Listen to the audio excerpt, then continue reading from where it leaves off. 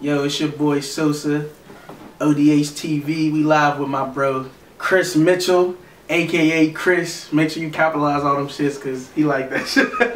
But we here today chopping it up with the bro Chris to see what he got going on and what's current with him, what projects he got going on and stuff. So why don't you introduce to the ODH audience who you are? Word, Chris is coordinating Higher Riches Infinitely Shining Mitchell. That's the government, that's the movement, the plan, the mission.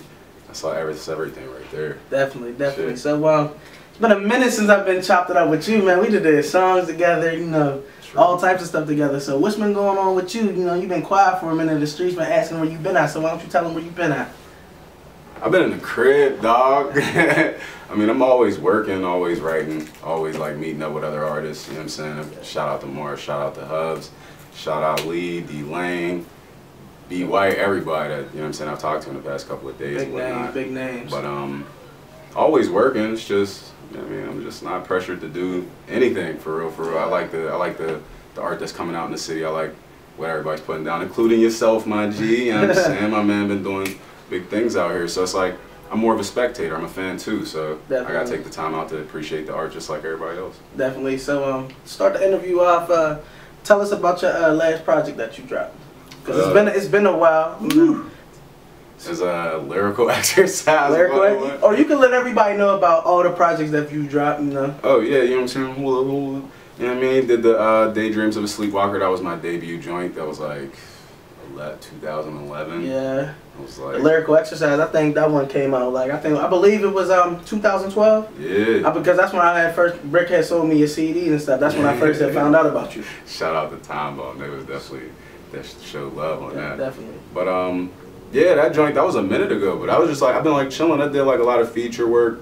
Was like really getting more comfortable with my honing of my own craft. You know what I'm saying? Trying to figure out, you know, exactly where I wanted to be at. So as far as the artistry was concerned, it was like I wasn't really pressed to put out a project. There was stuff out there I could push. There were songs that I had like chilling at, you know what I mean? Toss them out there and do some verses with artists that, you know what I mean, I admire in the craft as well. So I didn't really see it as like, falling back from it. It was like more or less I was there. People knew I was there, show up to events, be at shows with everybody else. You know did a lot of shows together and stuff. Yeah, for sure. So I don't really think I ever really stepped back from it.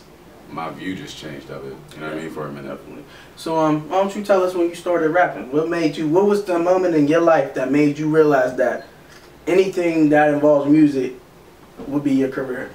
That's a dope ass question, yo. Like I've never even been asked that question, I don't think. But I would say starting heavy into poetry, as far as like that's how I started writing. I know. Yeah. You were real, you know, evident in the Shadow Lounge era. Yeah. Shout out to the Shadow Lounge. R.I.P. Justin. Oh man. Yeah. Missed that place, man. C.H.R.I.S. But with poetry, it was easy. Like the words came. I mean, you could express feelings. You could make statements, make declarations. Like as far as how you felt, what you saw, who you were, like all that. Like it was easy as far as like poetry was concerned. So when the transition came with music, I would say it was somewhere in like high school where I was fucking around a little bit with just my niggas and shit. We hit rap like in the hallways and shit. That's how a lot of them started out, man. Freestyle sessions. Yeah, like little battles. Them joints was fun. But then it grew into trying to get a little bit more serious. I was like fooling around with like record on GarageBand and whatnot, like ourselves and shit with my niggas, my 13 Fat Born to Shine niggas. Them niggas definitely like put me D.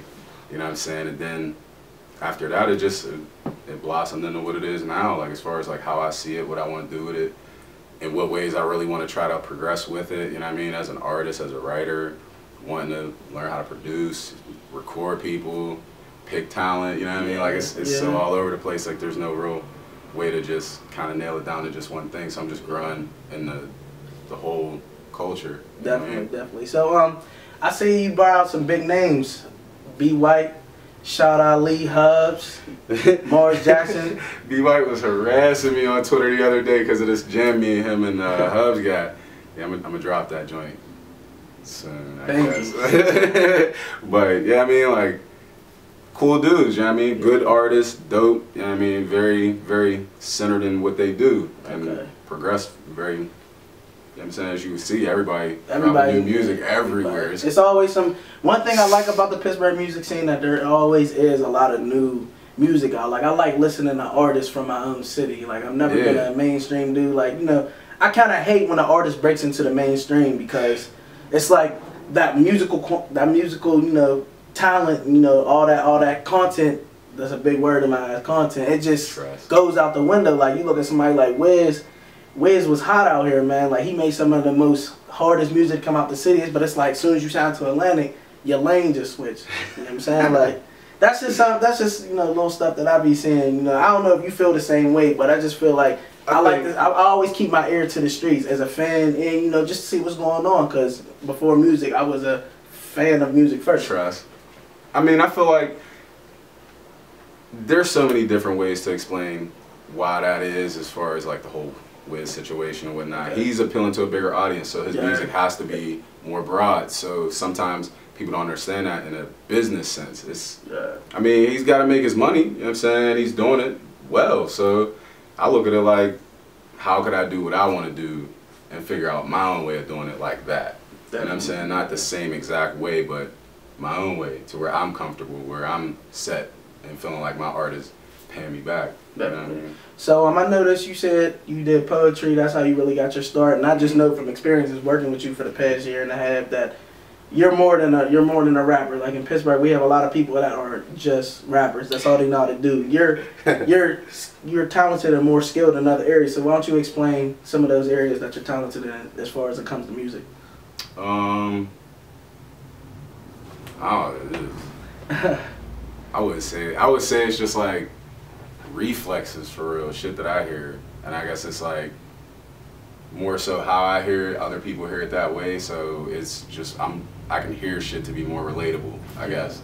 Some people, their sound is very unique, but people are drawn to it because it is unique, and that's a dope ass skill. That's something that I also look to create in my art, but at the same time, there's music that just relates. People make shit that just relates to people. Like, if you have a very outgoing attitude, it's all about what you're into, what you like. Trust. And I think everybody does that in their own way. And for some people, it hits home with more people. I'm not saying that that's necessarily me, but there are artists out there that everybody feels the same exact way. It's something, a very general, broad feeling that's just easy to relate to. Definitely. And that's good music. So, word on the street is that you have a project nearing completion, Industry Standard. We haven't heard anything from you since Lyrical Exercise. That's almost 2 years ago, and me being a fan of your music first, I always look forward to new Chris releases. I remember the last joint you dropped was Pray. That was new to me. I never heard you rap like that before. It kind of helped me. Like, sometimes you got to transition your flow. You have to evolve as an artist.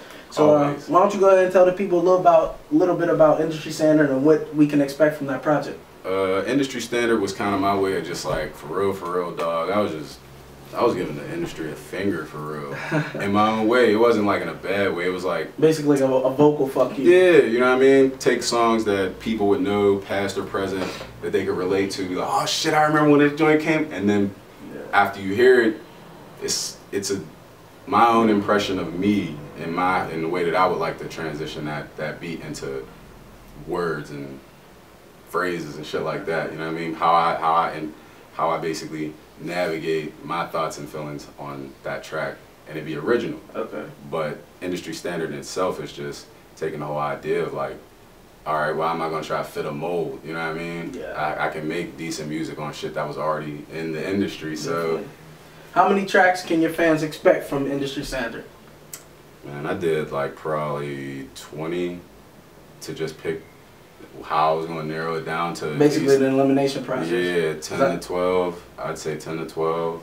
If I get all lazy about it, it might be 10. You know what I'm saying? So it'll be a dope project. I think it's a really good culmination of a bunch of songs that I've recorded in a time frame that was just like specifically geared towards that idea and that concept, which I think translated well.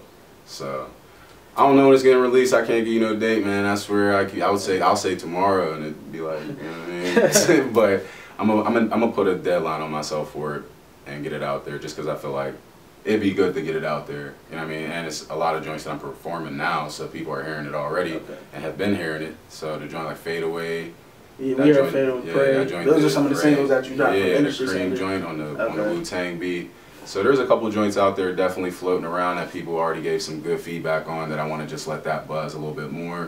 And then as that comes to fruition, drop a couple videos real quick. I ain't gonna say which ones is done, pray, but I ain't gonna, but you know what I mean? Drop a couple videos out there, put some visuals to the lyrics, and then expand the vision as far as the tape, and then drop the tape. So definitely. This next question that I got to ask for you, I always like to get, see where the artist head is at. We're always doing music and stuff, and every time we might have a conversation, or just me in general as an artist have a conversation, we're always talking about music, but I never really get a clear answer on how people really feel about this.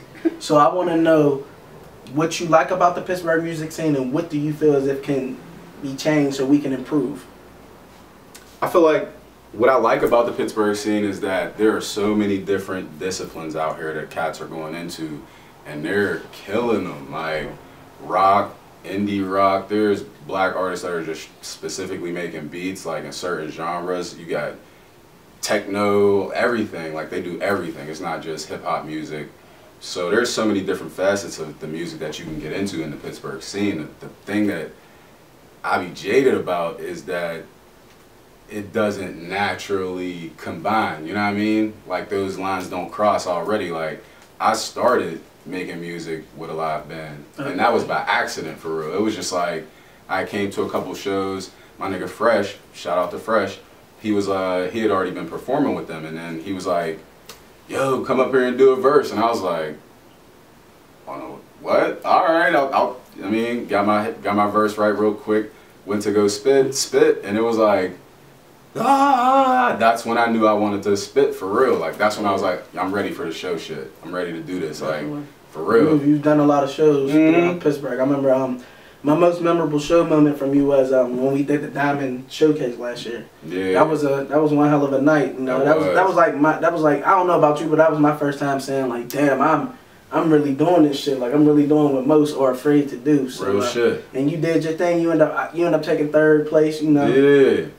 And I still gotta go down there and get them hours, dog. I ain't even used them hours. I still gotta use them hours. Yeah, you definitely had a nice performance. I guess that night you had heard so many different styles, and it's like when you stepped down in the crowd and was rapping about hip hop stuff. Just observing the crowd. A lot of people may not have been feeling it, but there was definitely a lot of ears like, okay, Pittsburgh has a different sound out here. We're so subjected to the trap music. And I kind of said in the last interview, I feel like we hold that movement out.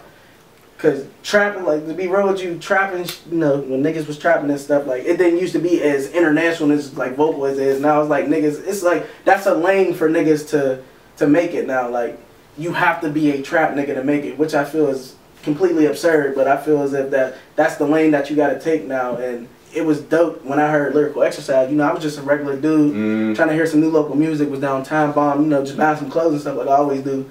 And I picked up yours and I picked up Mars and I heard y'all and I was like, this is dope. I didn't know, because at the time, people in Pittsburgh wasn't rapping about stuff. Like, the way you intellectually break stuff down with your verses and hooks and stuff, like, it's definitely dope. And I feel like the scene needs more people like that. I think there's a disconnect with certain age groups, too, just because, I mean, wherein the trap shit definitely is incorporeal in the scene here. It's in the scene everywhere, for real.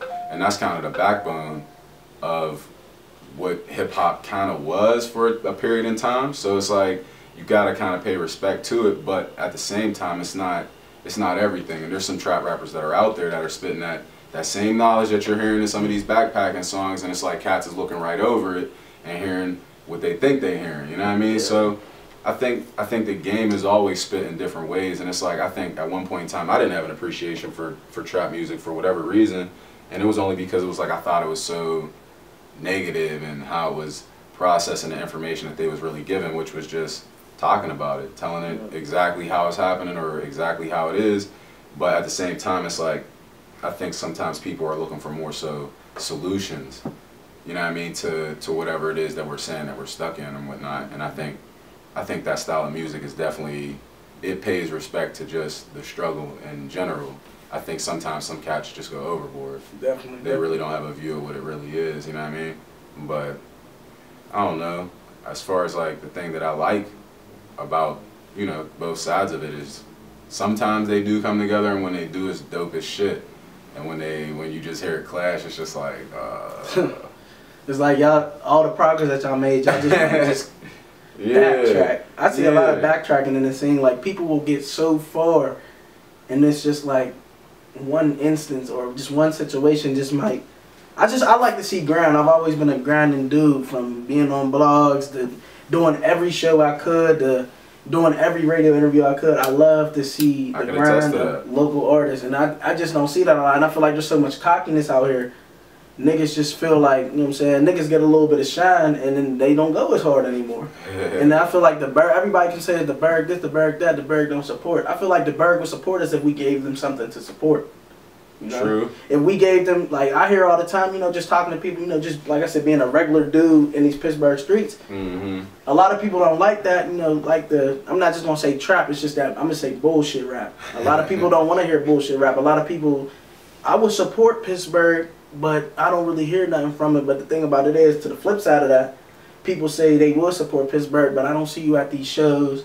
I don't see you, you know what I'm saying? I mean, they barely went out for Jay-Z. Yeah. You know what I'm saying? I mean, so I remember Boaz came here the last weekend, and you know, I seen a picture on IG, and there looked like there was only 50 people there. So why do you feel as if, you know what I'm saying, we should, if you're going to support, then support.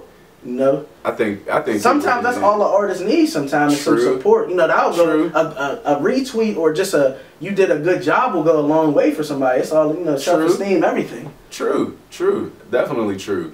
I just think people they're making Pittsburgh. The Pittsburgh market is what it is, and it always has been that way. So it's like it's gonna be hard. Period. Most people caught the drift of, you know, going elsewhere, expanding their talents to where it's like the city could actually see you moving and doing what you do. And that's what's up, you know what I'm saying? From it being just a social network thing, or if it's they're visiting, you know what I'm saying, going back and forth between different cities and stuff, like reaching out to different artists, being able to dialogue with artists in different cities, because y'all are going through the same exact things really in your own city. You would think it's different, but it's not, you know what I mean? There's the same thing going in every city. So it's like you find those artists that have that same mindset as you, and you connect with them outside the city, because inside the city, sometimes it's kind of hard. It's like you know, everybody feels exactly the same. It's like, why would I walk down the street when I want to go out of state? You know what I mean?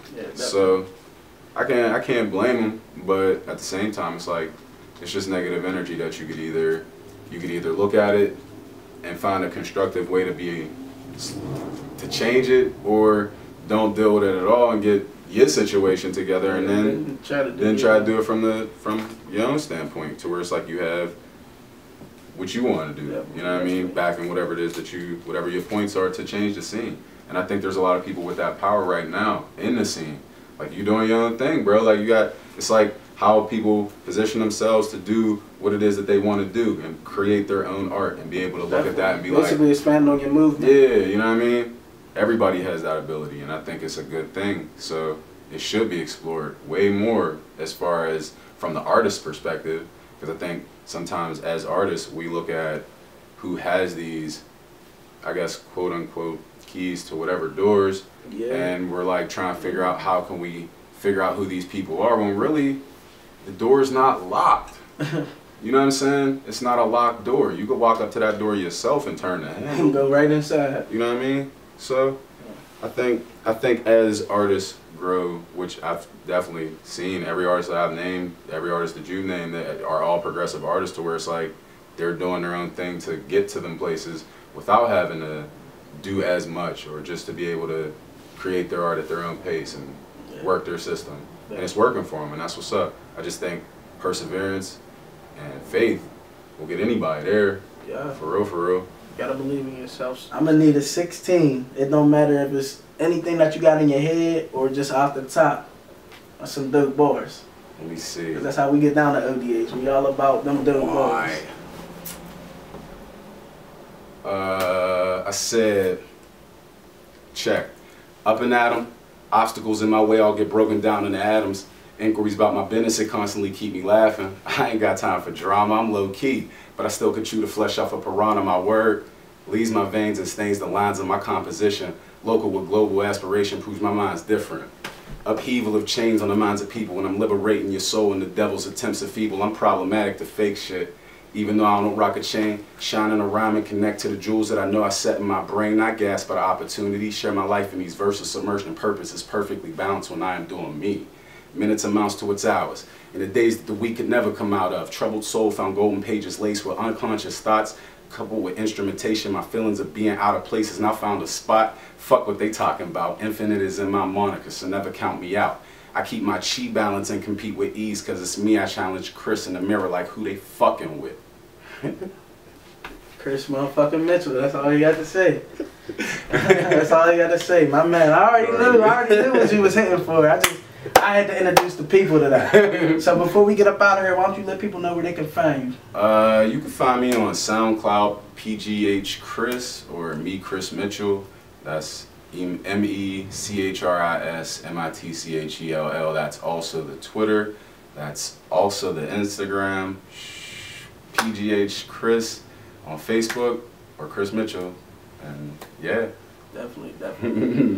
I'm glad that you took the time out to chop it up with us. We definitely looking forward to what you got coming soon. Industry Standard coming soon. You signed out with ODH. Shit.